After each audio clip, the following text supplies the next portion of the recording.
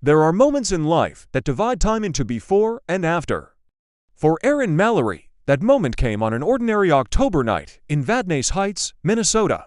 It was the kind of night where the world felt peaceful, the streets washed with a faint glow from passing cars, the air cool and crisp. It was the kind of peace that makes people believe nothing bad could ever happen there. Erin was 51, strong, independent, the kind of woman who lived life on her own terms. Her children were grown, her house quiet, her routine steady. A walk after dinner had always been her ritual, a way to think and breathe and feel connected to the world beyond her walls. But that night, the world she trusted turned against her in the space of a heartbeat. She was halfway down the block when she sensed it movement behind her, a shadow where there should have been none. She turned, startled, and then the world spun into chaos. There are moments in life that seem to dissolve into fragment sound, breath, struggle, pain, but within them, a single thought can rise above the noise. For Erin, it was clear and burning. No, not tonight, not me, she fought. Not because she wasn't afraid, but because she refused to surrender. The sidewalk that had always been part of her evening peace became a battlefield. Her heartbeat thundered in her ears, her body moved on instinct, her spirit anchored to the single idea that she had to survive. When it ended, she was trembling, her breath short and shallow, the night air bit at her skin. She stood under a streetlight, its harsh white glow falling across her face, and realized she was still alive. The silence around her was deafening. She made the call herself, her voice steady even as her hands shook. Help arrived quickly, sirens, flashlights, the blur of uniforms moving through the dark. Within hours, the investigation began. Officers scoured the area, gathering what was left behind. It didn't take long before they found him, a 21-year-old stranger. When questioned, he offered a reason so hollow, so senseless, that it seemed to chill the entire room. He said he did it because he was angry, because he was a virgin. The word spread through the town like wildfire. No one could comprehend it. How could something so horrific happen on a public sidewalk in a quiet Minnesota suburb? People locked their doors tighter. Women checked over their shoulders when walking at night. Parents called their daughters to remind them not to walk alone. Fear, once a stranger, settled quietly into every home. But for Erin, fear was not enough. She would not let that night define her. The wounds on her body healed faster than the ones in her mind, but even as the news cycle moved on, she refused to fade into silence. She decided that her story would not end on that sidewalk, it would begin there.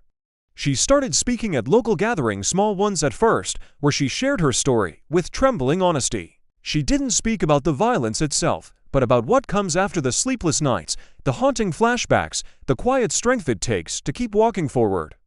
She spoke about the hidden faces of trauma, about how easily a community forgets, and how desperately it needs to remember.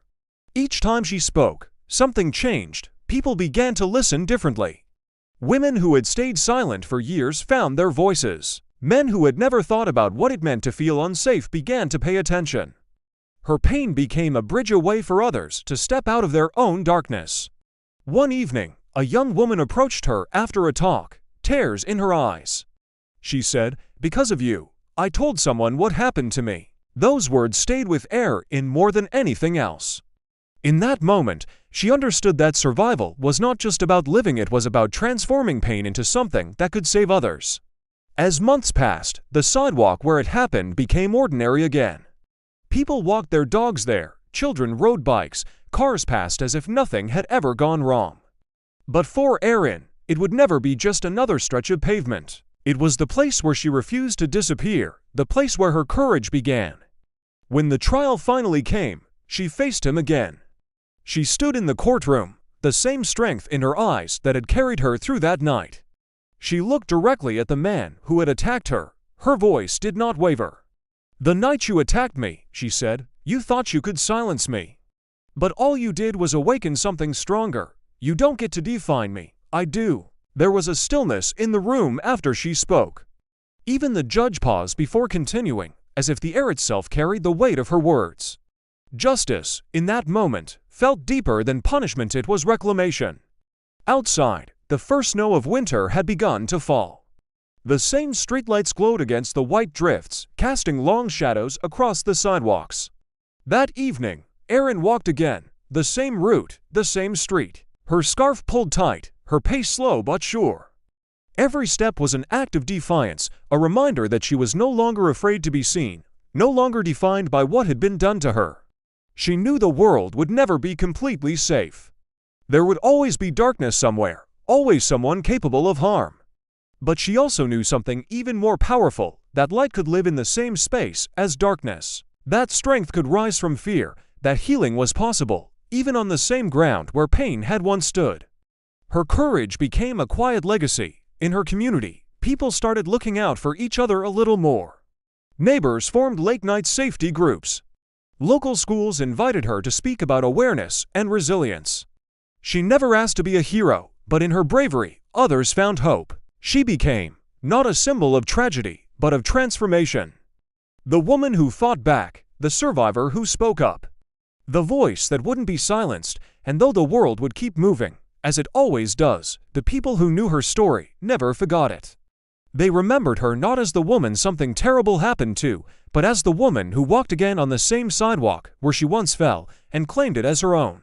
There is power in reclaiming what was taken, power in speaking what others keep quiet, power in walking forward, even when your legs tremble.